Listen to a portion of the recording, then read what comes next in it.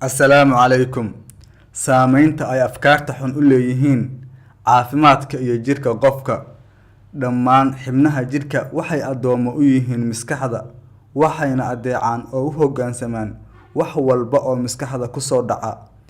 Markay maskaxdu dhex tibaxdo fikrado khaldan oo aan saliim ahayn, waxaa xubnaha kale ee jirka ka hor imaanaya muujado xanuuno ah.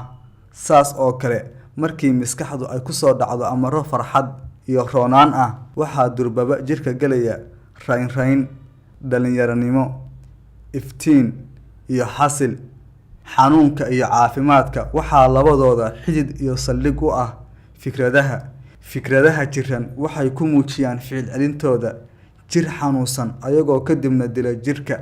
Afkaarta xooggan, saafida ah oo farxadda leh ayaa xoojiya muuqaalka jirka iyo xubnaha kale ee muhiimka ah.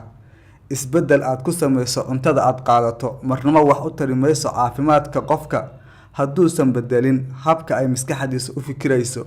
Haddaad ka dhigto saad u fikiraysid nadiif iyo saliim, muhiim ma aha inaad cuntada beddesho si muuqaalka iyo caafimaadkaagu u wanaagsanaadaan.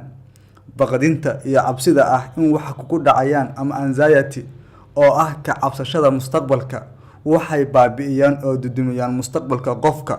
Aad ayaad u mahadsan tahay. Fadlan la soco qaybaha kale.